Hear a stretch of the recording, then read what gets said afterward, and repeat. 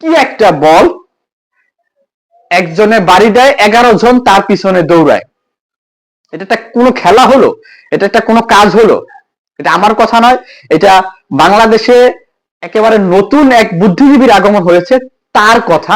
তিনি বলছে, শুধু এই কথাই বলেনি বুদ্ধিজীবী, শুধুমাত্র এটাই বলেনি, এই বুদ্ধিজীবী বলছে যে খেলাটা আসলে কি, এমন একটা খেলা, একটা একজনে বাড়ি দেয়, 11 জনে তার পিছনে দৌড়ায়, আর সেটা নাকি সারা বিশ্ব, সারা ওয়ার্ল্ডের সারা মিডিয়া সেটাকে লাইভ করে এবং হাজার হাজার মানুষ সেটাকে দেখে।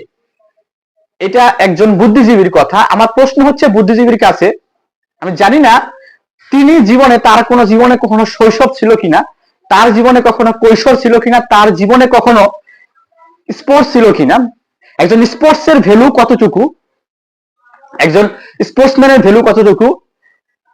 আপনি দেখেন বর্তমান সময়ে স্পোর্টসটা কোন লেভেলে আছে। হ্যাঁ, একটা ছেলে এই যে নতুন করে যে তিনি বলল যে মাশরাফি, সাকিব তাদের মতো বাটপার নাকি এখন অব্দি বাংলাদেশে নেই। সাকিব আল হাসান, মাশরাফি মর্তজা তারা বাংলাদেশের একজন ভালো খেলোয়াড়। হ্যাঁ, রাজনৈতিক কারণে আপনি তাকে খারাপ বলতে পারেন, কিন্তু টোটাল স্পোর্টসটাকে আপনি খারাপ বলতে পারেন না। স্পোর্টস একটা ইমোশন, খেলাটা একটা ইমোশন, ক্রিকেট আমাদের একটা ইমোশন, ফুটবল আমাদের একটা আবেগের জায়গা। শুধু আমাদের না, সারা ওয়ার্ল্ডের মানুষের কাছে আবেগের একটা জায়গা হচ্ছে স্পোর্টস। স্পোর্টসটা কেন প্রয়োজন? বাংলাদেশের এখন একটা অন্যতম প্রধান সমস্যা হচ্ছে মাদকের সমস্যা, কিশোর গ্যাংয়ের সমস্যা। এটা কিন্তু থাকবে না যখন বাংলাদেশের যেই লোকগুলো রয়েছে, বাংলাদেশের যে কিশোররা রয়েছে, তারা যদি স্পোর্টসের মধ্যে ঢুকে যায়, তারা যদি খেলার মধ্যে নিজেদেরকে মনোনিবেশ করতে পারে, তাহলে কিন্তু তাদেরকে এই কিশোর গ্যাং থেকে বেরিয়ে করে নিয়ে আসা সম্ভব। স্পোর্টসটা শুধুমাত্র দেশে মানে একেবারে শুধুমাত্র যে একটা বিনোদনের পাত্র তা না, এটা কিন্তু মানুষের অনেক কাজেই কিন্তু এটা আসে। শুধুমাত্র দেখেন আপনি আমাদের যে প্রধান উপদেষ্টা আছে, তাকে কিন্তু অলিম্পিক্সের একটা গুরুত্বপূর্ণ যে ব্যক্তিগুলো রয়েছে তাদের মধ্যে কিন্তু অন্তর্ভুক্ত করা যায়। বুদ্ধিজীবীর কাছে আমার প্রশ্ন যে এই স্পোর্টস সারা ওয়ার্ল্ডে কতটুকু জনপ্রিয়, তার মাথায় এটা আছে কিনা আমি জানি না। ফুটবলটা মানুষের একটা আবেগের জায়গা। যখন 2022 সালে আর্জেন্টিনা বিশ্বকাপ জয় করে, সারা ওয়ার্ল্ডে কিন্তু একটা তোলপাড় শরীর তৈরি হয়ে যায়। অনেকে আবেগের ফলে চোখ দিয়ে পানি বের হয়ে আসে। স্পোর্টসটা কিন্তু এটা এটা এটা কোনো একটা রাজনীতির বিষয় না। স্পোর্টসটা কোনো রাজনীতি না, এটা কোনো পলিটিক্স না। স্পোর্টসটা হচ্ছে টোটালি একটা ইমোশন। আর স্পোর্টস মানুষের যে মানসিক যে শক্তি সেটা বৃদ্ধি করে, শারীরিক শক্তি বৃদ্ধি করে এবং মানুষকে সামনের দিকে এগিয়ে যাওয়ার জন্য একটা উদ্বুদ্ধ করে। স্পোর্টসটা বাঙালি জাতির কাছে একটা ইমোশন। হ্যাঁ, আপনি শুধুমাত্র একজন বা দুইজন ব্যক্তি কেন্দ্রিক চিন্তা করে আপনি পুরো স্পোর্টসটাকে খারাপ বলবেন, এটা না। এই যে যখন বৈষম্যবিরোধী ছাত্র আন্দোলন হয়েছিল, তখন কিন্তু অনেক খেলোয়াড় কিন্তু এটার সাথে সংগতি প্রকাশ করেছে। শুধুমাত্র একজন দুইজনকে দিয়ে কিন্তু আপনি স্পোর্টসকে খালি করতে পারবেন না।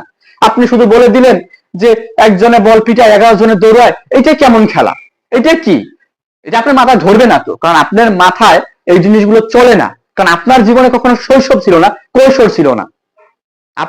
আপনার মাথায় এইসব ধরার কথা না। যারা স্পোর্টসকে ভালোবাসে, বিনোদনকে ভালোবাসে, তারা কখনো দুর্নীতিগ্রস্ত নয়। যারা সত্যিকার অর্থে স্পোর্টস প্রেমিক, তারাই বোঝে স্পোর্টসের গুরুত্বটা কতটুকু। আপনার মতো এই ধরনের বুদ্ধিজীবী আমাদের এই স্পোর্টসের ইমোশনটা আসলে বোঝার কথা নয়। স্পোর্টস হচ্ছে সারা বিশ্বের মানুষের কাছে একটা বিনোদন। অ্যাটলিস্ট এটা মানুষের জীবনের জন্য যে কতটুকু গুরুত্বপূর্ণ সেটা আসলে বলে বোঝানো সম্ভব না। আপনার মতো এই ধরনের মগজ নিয়ে এটা বোঝারও কথা না। যাই হোক, কথা বাড়াচ্ছি না। স্পোর্টসটা কি সেটা নেটে ঘাটাঘাটি করলে আপনি হয়তো বা আরো অনেক ইনফরমেশন এটা থেকে পারবেন, এটা থেকে নিতে পারবেন। যুগ যুগ ধরে সেই ফুটবল সারা ওয়ার্ল্ডে মানুষের একটা আবেগের জায়গা হয়ে আছে।